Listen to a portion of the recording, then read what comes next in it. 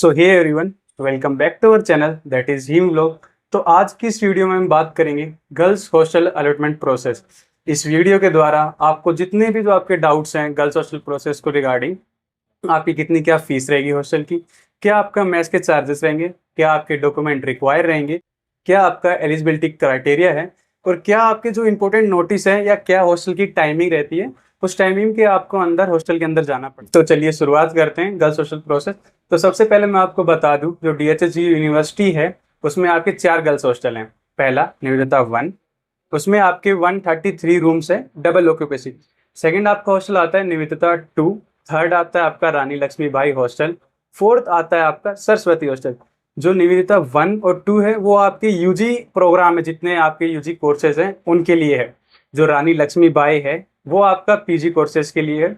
और जो सरस्वती है वो पूरा पूरा जो हॉस्टल डेडिकेटेड है टू द बीटेक स्टूडेंट्स। और कभी कभी जैसे उसमें अभी सीट वैकेंट से, मैंने हाल में अभी सरस्वती हॉस्टल के ऊपर वीडियो बनाई थी, तो वो कई बार अदर कोर्सेज के स्टूडेंट्स को भी अलॉट हो जाता है। पहले बात करें हॉस्टल फी की, क्योंकि तो सबसे एक मेजर क्वेश्चन है, सबसे मेन क्वेश्चन है जहाँ भी हम जा रहे हैं कि हॉस्टल फीस वहाँ की क्या है।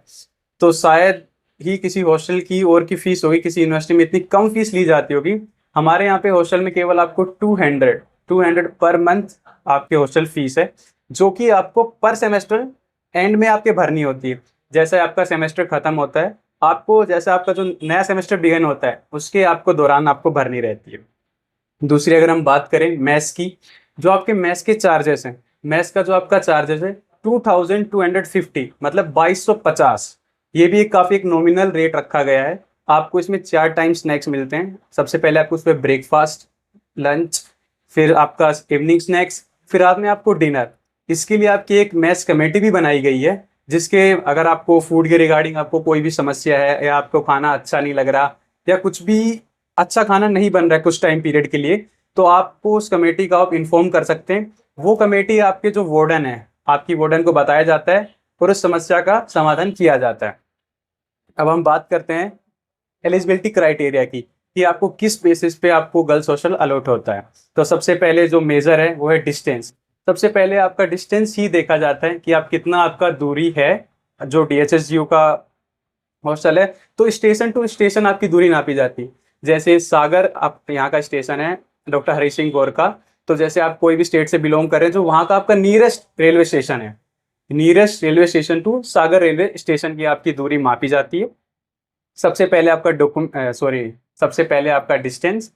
दूसरी आती है आपकी category, journal, OBC, SC ST के हिसाब से भी आपके जो रिजर्वेशन होता है सीट्स का हॉस्टल में, उस पर भी काफ़ी वेरी करता है आपका हॉस्टल मिलना। जो थर्ड है आपको मैं बता दूं डिफेंस का। डिफेंस में आप अगर एक्स सर्विस मैन हो चाहे सर्विस मैन हो, दोनों का ही डिफेंस में कुछ सीट रिजर्व्स हैं। जैसे आपके कोर्स में तो 5% रिजर्व रहती है सीट्स, वैसे ही कुछ हॉस्टल में भी सीट रिजर्व है, वो अभी स्पेसिफिक नहीं की गई हैं, पर आपको एक कोटा मिलता है डिफेंस का, जिससे आपको हॉस्टल मिलने में और आसानी हो जाती है। अब हम बात करेंगे क्या क्या आपको डॉक्यूमेंट्स रिक्वायर्ड है। जैसे ही आप एलिजिबल होते हैं काउंसलिंग के लिए, आप काउंसलिंग में आपका एडमिशन हो जाता है, तो आपको सबसे पहले जो दिखाना पड़ता है, आपका एक गूगल फॉर्म निकलता है तुरंत काउंसलिंग के बाद। DHSU की जो वेबसाइट है उस पर भी हम आपको बाद में उसके रिगार्डिंग इन्फॉर्मेशन दे देंगे जैसे वो फॉर्म निकलता है। तो उसकी वेबसाइट पे आपको एक फॉर्म मिलता है हॉस्टल के रिगार्डिंग, आपको वहां से वो फॉर्म फिलअप करना पड़ता है। जैसे ही आप हॉस्टल के लिए एलिजिबल हो जाते हो, तो आपको एक मेल आता है यूनिवर्सिटी की तरफ से, तो उस मेल को आपको सेव करके रखना है। जब आप हॉस्टल आते हैं तो उसको मेल को लेके आना है प्रिंट आउट निकलवा के, या आप मोबाइल में भी दिखा सकते हैं। दूसरा आपका डॉक्यूमेंट रिक्वायर्ड है आधार कार्ड, क्योंकि आधार कार्ड से आपका डिस्टेंस चेक किया जाएगा। अगर आपने जैसे फेक लिख दिया, अगर फॉर्म में आपने जब यूनिवर्सिटी की वेबसाइट से आपने जब फॉर्म फिलअप किया था, अगर आप वहाँ डिस्टेंस गलत लिख देते हैं, तो आपका जो आधार कार्ड है उससे आपका डिस्टेंस मैच किया जाएगा, उसके निर्धारित ही आपको हॉस्टल मिलेगा। तीसरा है आपको एक फॉर्म मिलता है, जब आप हॉस्टल आपको पूरी प्रक्रिया हो जाती है तो आपको एक फॉर्म दिया जाता है हॉस्टल का, वो आपको भरना रहता है। और एक आपको एप्लीकेशन लिखवाते हैं आपसे कि आप इनका बेटी हैं और आपको निवेदिता हॉस्टल अलॉट किया जाता है। एक मतलब एफिडेविट्स आपको भरवाया जाता है, वो आपको फॉर्मेट वहाँ पे खुद बताएंगे। ये हो गए आपका डॉक्यूमेंट्स। अगर बात करें अब हम वाटर फैसिलिटी की, तो यहाँ पे आपको वाटर कूलर प्रोवाइड किए जाते हैं। और आपको मैंने जितनी भी हॉस्टल की हमारी वीडियो बनाई गई है उसमें मैंने सबको आपको दिखाया है, हर चीज़ काफ़ी हाइजीन रह के रखी जाती है हॉस्टल में। और वाईफाई भी अपने यहाँ 24/7 है। अगर बात करें हॉस्टल की टाइमिंग की, तो हॉस्टल जो समर में है, समर में आपका 8 PM, मतलब 8 बजे आपको हर हाल में हॉस्टल वापस लौटना है।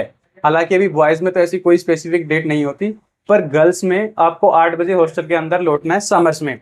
और यही आप टाइमिंग देखें विंटर्स में, तो आपकी 6:30 या 7 अप्रोक्स, अगर यही टाइम रहता है विंटर्स में, 6:30 से 7 बजे से लेके आपको हॉस्टल में पहुंचना रहता है। अगर आप लेट होते हैं फर्स्ट हाफ आवर के लिए, आपके लिए 20 रुपये फाइन है। ऐसे ही ये फाइन पर आधे घंटे आपका बढ़ता रहता है। अगर आप लेट होते हैं और आप 12 बजे के बाद जाते हैं हॉस्टल, तो आपका 1000 रुपये फाइन है। और सबसे इंपॉर्टेंट नोटिस यही है, अगर आप ये चीज़ बार बार दोहराते हैं, अगर आप महीने में, अगर एक लिमिट रखी गई है, अगर आप महीने में 5 से ज़्यादा बार लेट हो गए तो आप हॉस्टल से निष्कासित कर दिए जाएंगे। ये काफ़ी स्टूडेंट्स के साथ हुआ भी है, वो हॉस्टल से निकाल दिए जाते हैं। उनके पेरेंट्स को भी इन्फॉर्म किया जाता है कि आपका बच्चा बार बार हॉस्टल लेट आ रहा है, तो हम इनको हॉस्टल से निकाल रहे हैं। ये हो गई आपकी हॉस्टल के रिगार्डिंग जो भी इंपॉर्टेंट नोटिस थी। अब मैं आपको कुछ और चीज़ें बताता हूँ जो आपको हॉस्टल अगर आप आ रहे हैं तो वो आपको नहीं लेके आनी है।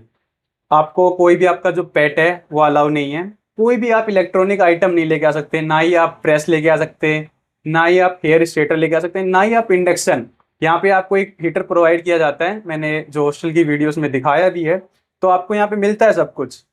और आपको यहाँ पे एक बेड मिलता है, मैट्रेस मिलता है, पर मैट्रेस थोड़ा गंदा रहता है, तो आपने मैट्रेस ला सकते हैं। और आपका हर रोज रोल कॉल होता है, रोल कॉल में आपको जाना पड़ता है, और आपकी प्रेयर भी होती है। वो आपके 8 बजे के अप्रोक्स होती है, और वो टाइम वेरी करता है सीजन या वेकेशंस के हिसाब से।